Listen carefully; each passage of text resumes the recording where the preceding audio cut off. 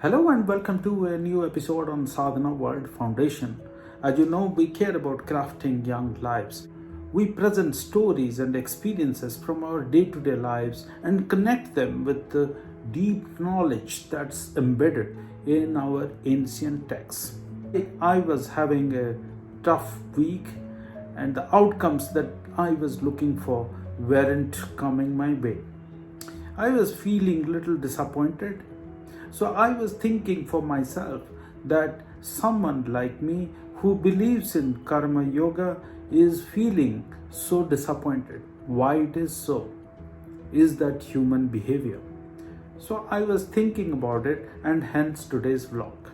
In day-to-day lives, all the people that who live around us, they tell us, they encourage us, they nudge us to be successful. And the definition of success our society has established that we must win. We need that job, we need that car, we need that house, we need that medal, we need that win, we need money, we need various things in our lives. If you are running a business, you need to make more profits, you need to really expand your business. All of these are defined in our society as the norms. But what does our ancient text teach us? Whether it is Srimad Bhagavad Gita or various other philosophies around the world, they all say that we have no control on the outcomes. We have only control on our thoughts and on our actions, on our behaviors. We all are told that we must focus on the actions and on our behaviors. So I was thinking about it. The story from Mahabharata came my way. Ekalavya, who was not really a student in Dronacharya's school, was able to observe the lessons that Dronacharya was imparting to his great disciples, the Pandavas, and was able to learn, was able to practice, was able to work hard, and was able to develop himself as a great archer. Dronacharya once found that out and believed that he could actually become the best archer of that times. How did that all happen? Because of the hard work, because of the efforts, because of the actions that Ekalavya took.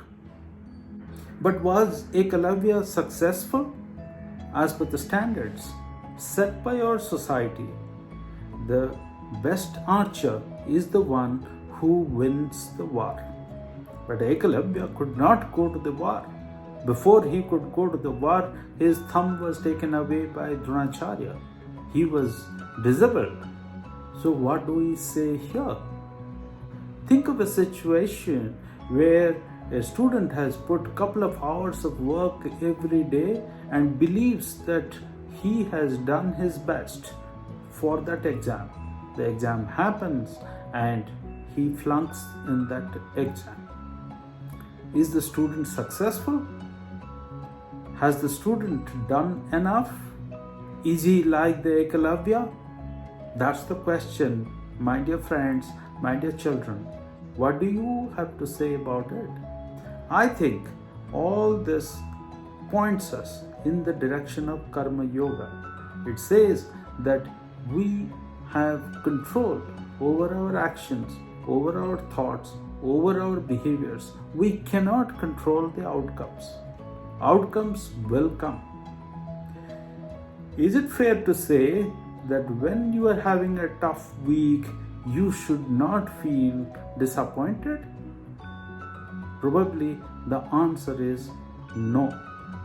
We must feel sad, we must feel disappointed a bit, but we must try to learn what went wrong and what can be done better.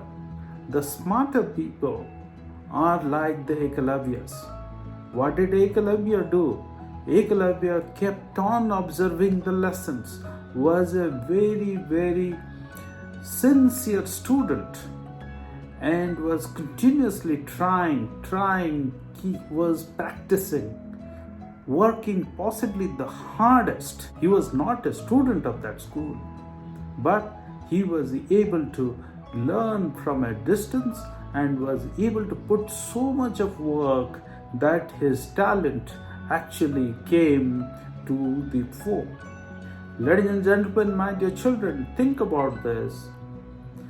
We have to keep on practicing.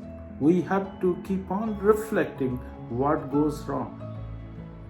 Probably the sports people of Australia are known to be so great because they are taught from a very early stage to detach themselves from the outcomes of the games that they play. When they win, they celebrate, but they forget the next day that they won yesterday's game. They get on with practice again. When they lose a game, they feel sad, and the next day they get on with their practice again. I guess that's the learning. Outcomes are, of course, important, but how we learn from our failures, how we learn from our successes makes the difference. A successful sports person, I think Rahul Dravid said that he played 600 plus innings and probably about 400 plus times he could not score a 50. So which means that more than 50% of the times he didn't have a record. That's worth considering. Thank you for thinking about this concept. Outcomes are important, but efforts are more important. The way we practice, the way we learn, the way we adapt that learning into the next action makes us great. I look forward to our future conversations.